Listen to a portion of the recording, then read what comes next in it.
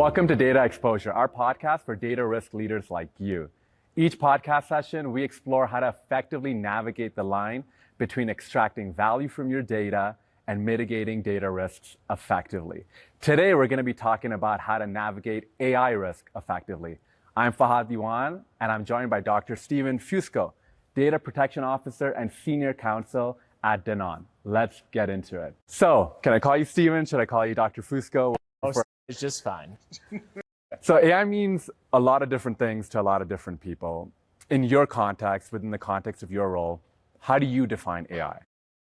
It really depends on what you're talking about. And by the way, just so you know, I'm speaking on my behalf today, not on behalf of Danone, but Classic lawyer. Exactly. So it really depends on what you're talking about. So a lot of people, I think what's most important is to ask the vendor or who you're working with, what do you mean by AI? Because a lot of folks will tell you they're using AI and it's doing things like making predictions and algorithms and things like that, when it's really just aggregating data and putting out reports for you. And so I think it's important to understand what exactly is the technology. And I think that's one of the challenges that people face, because they don't necessarily understand when someone says, oh, this is an AI tool. They don't necessarily understand, well, what exactly is it doing? It's kind of this black box they don't understand. So I think it's important for people to understand that particular issue before they even begin to look at what the risks are and identify them. Because, a lot of people, you could be talking about large language models, or you can be talking about things that are much more sophisticated, that are algorithmic and are making predictions for you. Or, we're getting to the place that AI will be cognitive in some ways and sort of be its own being. And so you need to understand, well, what exactly do we mean by AI? Because the risks profile looks different. And when you think about it, it starts to look very different for a company. And so knowing that there are these different definitions that are more sophisticated AIs, where do you encounter it the most in your role? What does it look like? And what are the most common risks? Yeah. Probably the two most common right now are just the sort of aggregating of data and producing results for you. So, I think of that as ChatGPT, Gemini, things like that. So they are really just taking large amounts of data, aggregating them, giving you some outputs, summarizing, simplifying, maybe doing a little bit of predicting for you. So that's one area I often see it. And then the second area I do is the predictive models. So, and you can see those across the industry. You can see it in the employment sector with helping both with recruiting and making employment decisions. You can see it with vendors. You can see it with vendors in terms of sales numbers, things like that. You can see it in terms of marketing. So, some of it is predictive. Okay. And then some of it is just more sort of that big, taking all of the information and aggregating it together.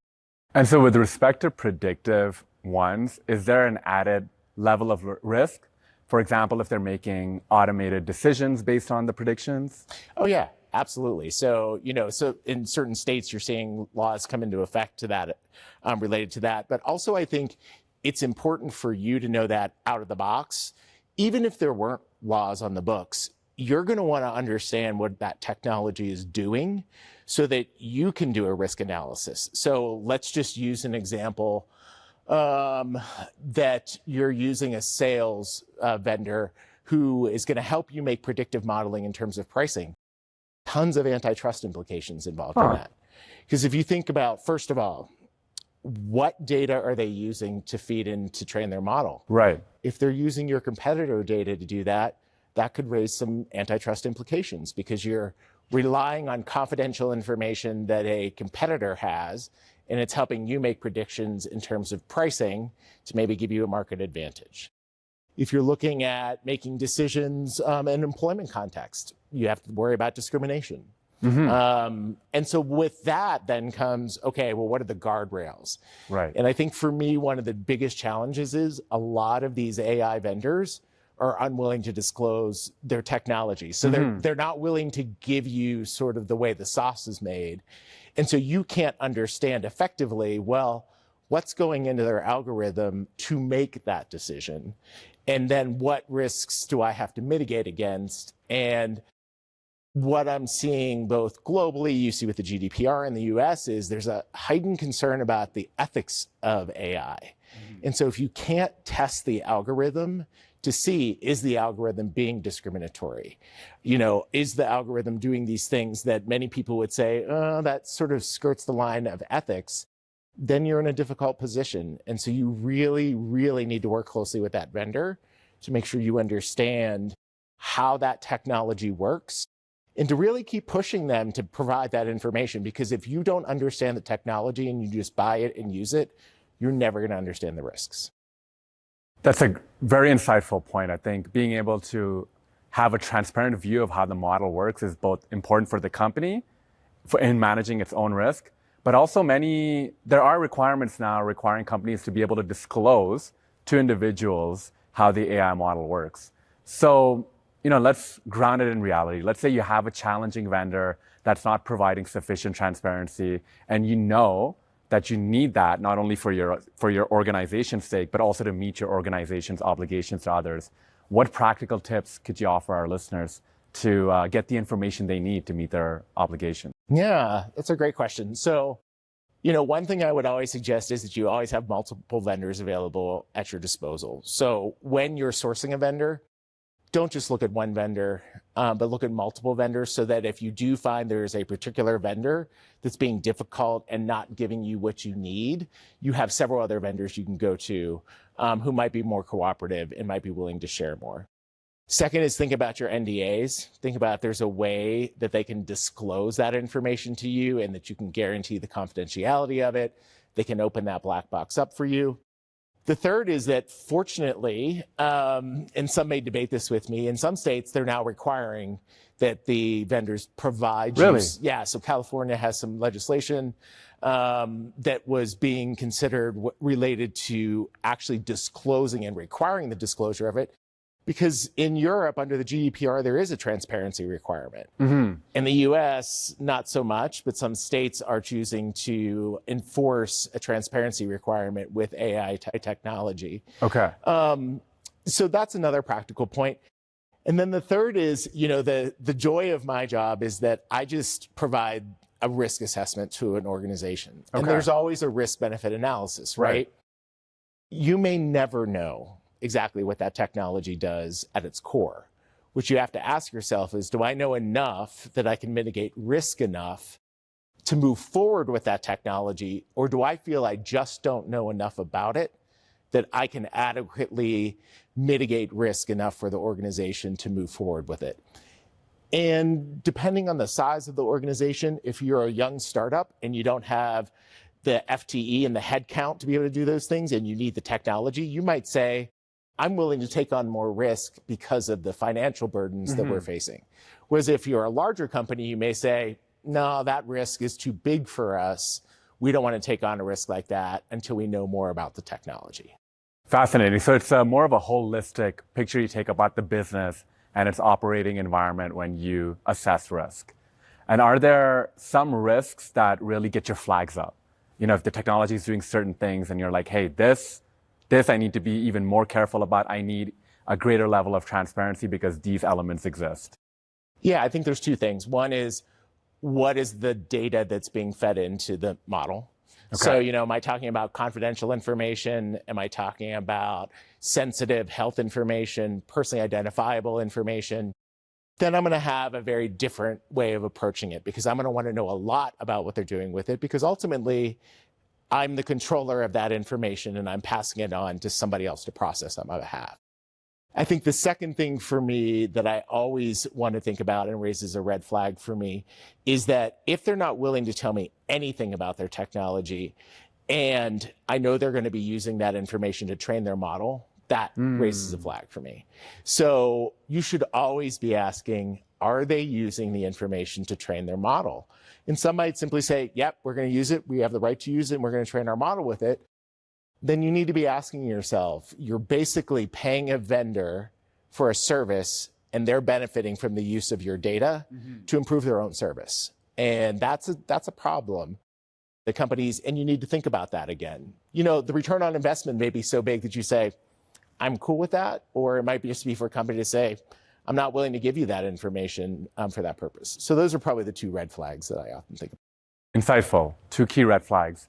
And you've touched upon this a few times already, but what are some of the regulations that people like you, data risk leaders, should keep in mind when building an AI governance program or a program to manage AI risk? That depends a lot on the size of your company, so I'll give you two different answers. If you are a company that has a footprint outside the US, it's going to look very different, especially if you're governed by the GDPR, because the GDPR is very far ahead in terms of the regulations. And, for folks who might not be familiar with it, it's just a set of data privacy regulations that apply in the EU. And so there's a lot of transparency, ethics, and other types of requirements. So if you know that you're going to be processing data that exists in Europe, you're going to need to look at it very differently. In the United States, there are some states, so Colorado, we're in Colorado right now, example, has some AI regulations on the books. California has some AI regulations. Some other states have some related to employment issues. So you need to understand, are there specific states that have AI regulations that require you to have a heightened level of conducting a data impact assessment? So if it involves making substantive decisions that could adversely affect an individual's life, you might have to do a higher level data impact assessment than you would otherwise. And so in addition to data impact assessments, are there other requirements that are across the board in these different US-based AI regulations? Yeah, so some states require that you do a independent analysis of discriminatory effects in employment contexts. It really is still a very young area, so I would say not a lot that we know. There are some specifics in the weeds that you should just look at each state by state and see if it applies. Okay, great. Thank you, Stephen. And so people are listening to this podcast, and we know that California has enacted new rules to govern automated decision-making technologies, which is a specific type of AI that uses predictive models to make decisions about customers, vendors, individuals, so on and so forth. And to the best of my understanding, this may come into effect October 1st, but that's just one regulation. You've touched upon many others. What are some 2 to 3 high-impact things that data risk professionals can do from now in the next 90 days to help them mitigate or address some of the major requirements or mitigate some of the major risks or build some of the most impactful people, processes, and technologies? Yeah, that's a great question. So I'm probably going to start foundationally, which doesn't get you to necessarily the 90-day point that you're talking about. But you need to understand, as a data privacy officer or someone in charge of data privacy within an organization, you need to have an inventory of your vendors and who's using AI. So as a threshold item, you need to understand, okay, how are we using AI to make decisions on behalf of the company? So if you don't even have an inventory of your vendors and who's using AI, you can't even go on to the step of then assessing whether the California regulations that are coming into effect are going to apply. The second thing folks need to do is they need to actually look at the specific requirements and the specific areas that are covered and reach out to their various departments. Reach out to your HR department and say, are we using a vendor that uses AI technology to screen applicants and make decisions? If so, that's going to raise a flag for you. Are we using AI to help us make decisions about compensation? Well, that might raise a red flag for us as well. So I think you just need to go through those specific requirements and then reach out to your partners and ask them the specific question. Because I think where a lot of data professionals sometimes get stuck is they sort of have in their mind, well, I've done this inventory and folks have told me X, Y, and Z, and that's good enough. Yeah. I always reach out to my cross-functional partners because I will invariably learn during one of those question sessions they're doing something that either through a change of leadership or a change within the organization, somebody new was brought on and they changed the way things are done, but you always learn something new and you should always verify those things. So I would say that at a minimum, you should go through and see the specific requirements and make sure, ask your partners, are we doing those things within the organization using technology that does that? Right, and where, like you said, where are we using AI? Let's identify that, learn how we're using it so we can go from there. Yep. And I love the point about cross-functional stakeholders and working closely with them. My understanding is we can't take a siloed approach to managing AI risk. AI is being used across the organization, and we need to work in an integrated way across our different stakeholders and build people, processes, and technologies that are integrated as well.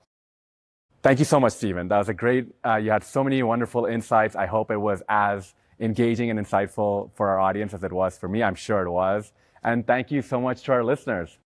Managing AI risk requires a comprehensive integrated strategy.